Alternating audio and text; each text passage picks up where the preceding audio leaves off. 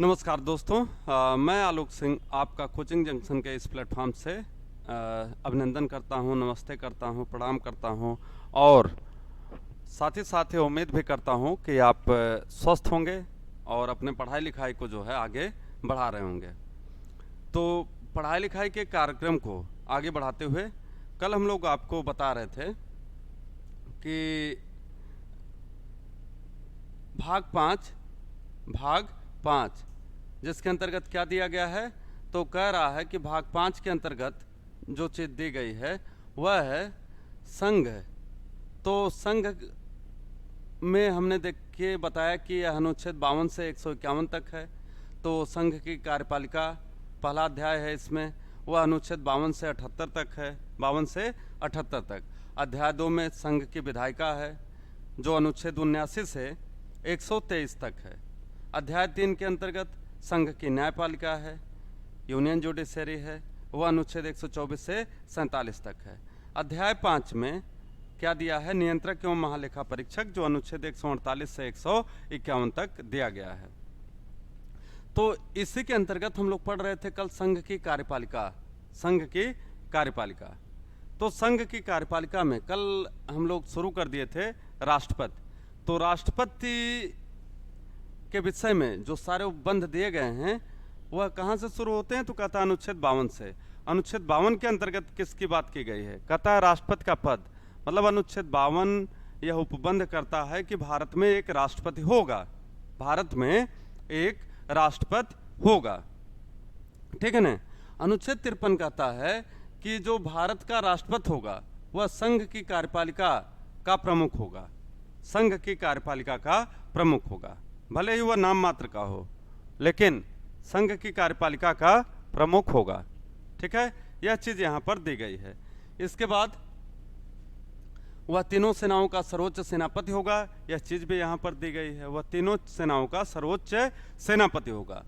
अनुच्छेद 54 में कह रहा है कि राष्ट्रपति का निर्वाचन, तो कल आपको बताया गया कि राष्ट्रपति के निर्वाचन में कौन कौन से लोग भागीदारी करते हैं। तो आपको बताया गया कि राष्ट्रपति के निर्वाचन में संसद का मतलब लोकसभा राज्यसभा के दोनों सदनों के निर्वाचित सदस्य, संसद के दोनों सदनों के निर्वाचित सदस्य, only the elected members of both the houses of parliament, only the elected members of both the houses of parliament, यहां पर यह बात की गई। फिर कह रहा है कि विभिन्न राज्यों के निर्वाचित विधायक, विभिन्न राज्यों के विधानसभाओं के निर्वाचित विधायक, all the elected members of the different legislative assemblies of India, इसकी भी बात की गई, ठीक है। इसके बाद कहा गया दिल्ली एंड पांडिचेरी, दिल्ली और पांडिचेरी जो संघ शासित प्रदेश है इसके सदस्यों के द्वारा, तो 3 लोग पार्टिसिपेट कर रहे हैं, सभी निर्वाचित सांसद, सभी निर्वाचित विधायक एवं दिल्ली और पांडिचेरी जो संघ शासित प्रदेश है उसके भी जो है विधायक जो है इसके निर्वाचन में भागीदारी करते हैं, ठीक है। तो इस तरीके से अगर हम बात करें तो कल आपने राष्ट्रपति के निर्वाचन तक पढ़ लिया था, ठीक है। अब अनुच्छेद 55 क्या कह रहा है कि राष्ट्रपति के निर्वाचन की रीति, राष्ट्रपति के निर्वाचन की रीति, तो राष्ट्रपति के निर्वाचन की रीति में अगर हम बात करें, राष्ट्रपति के निर्वाचन की रीति तो कैसे होगी, तो कहता है समानुपातिक, समानुपातिक मत पद्धति के एकल संक्रमणीय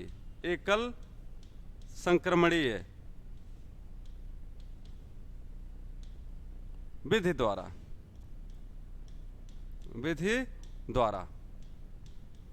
ठीक है।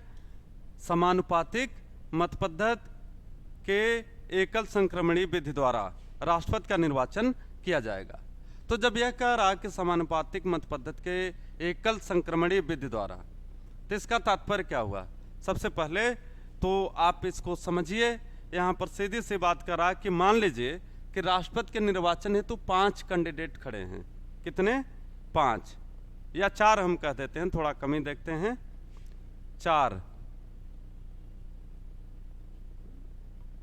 दावेदार हैं, ठीक है ना। तो इसमें क्या होगा कि एक दावेदार है, बी दावेदार है, सी दावेदार है, डी दावेदार है, ठीक है। इस चीज को ऐसे देखिए, यह दावेदार हैं 4। यह जो चारों दावेदार हैं, तो जितने भी मतदाता होंगे, चाहे वह विधायक हों अथवा सांसद, चाहे वह विधायक हों अथवा सांसद, तो वह जो है सभी को मत देंगे, चारों कैंडिडेट को। तो मान लीजिए इसको इसने 1 पर रखा, इसको 2 पर रखा, इसको 3 पर, इसको 4 पर, फिर इसने इसको 2 पर रखा, 3 पर रखा, 4 पर रखा, 1 पर रखा, फिर यहाँ पर रखा 3 पर, 2 पर, 4 पर, 1 पर, फिर आगे इसको 4 पर रखा, इसको 3 पर रखा, इसको 2 पर रखा, इसको 1 पर, फिर यहाँ 1 रखा, यहाँ 2 रखा, यहाँ 3 रखा, यहाँ 4। यह प्रेफरेंस है, वरीयता क्रम है कि हम किस वरीयता में मत दे रहे हैं। तो यह जो कैंडिडेट हैं और यह क्या है? वरीयता, ठीक है, वरीयता है। तो यहां पर कह रहा है कि सबके मतों को काउंट किया जाएगा, उसकी वैल्यू निकाली जाएगी, ठीक है। तो यहां पर यह भी देखा जाता है कि किसको किस वरीयता में रखा गया है। तो अगर किसी को प्रथम वरीयता दी जाती है, इसका मतलब है कि उसके मत का मूल्य वहां ज्यादा होगा, दूसरी वरीयता का मूल्य कम होता है, तीसरे का उससे कम, चौथे का उससे कम। तो इस तरीके से यह निर्धारण यहां पर किया जाता है। और जब यह पहले राउंड की मतलब सबने अपना मत डाल दिया, तो पहले यह देखा जाता है कितने लोगों को प्रथम वरीयता का मत मिला है, किस कैंडिडेट को प्रथम वरीयता का मत ज्यादा मिला है, यह चीज देखी जाती है, किस कैंडिडेट को प्रथम वरीयता का मत ज्यादा मिला है। तो उसके बाद अगर हम बात करें तो यह सारी चीज हो जाती है, काउंटिंग शुरू होती है, उसमें देखा जाता है किसको प्रथम वरीयता का वोट ज्यादा मिला, काउंट किया जाता है, फिर दूसरे वरीयता का मत काउंट होता है, तीसरे का काउंट होता है, चौथे का काउंट होता है। यह सब काउंट होने के बाद यह देखा जाता है कि किसको सबसे ज्यादा मत मिला, ठीक है। तो मान लीजिए कि ए को सबसे ज्यादा मत मिला हो, बी दूसरे नंबर पर रहा हो, सी जो है चौथे नंबर पर रहा हो, सी जो है यह चौथे नंबर पर रहा हो, और जो डी है यह तीसरे पर रहा हो, मान लीजिए। तो जो सी का है मत है, यह सी के मत को इन तीनों में, इसमें इसमें इसमें बराबर बराबर बराबर बराबर जो है डिवाइड कर दिया जाता है। जो सबसे कम पाता है मत, जिसके मत की गणना में जो सबसे कम मत पाता है, कहता है उसके मत को अन्य के मतों में बराबर बराबर विभाजित कर दिया जाता है। फिर अब भैया सेकंड राउंड की काउंटिंग चलती है, उसमें देखा जाता है दूसरी वरीयता के आधार पर।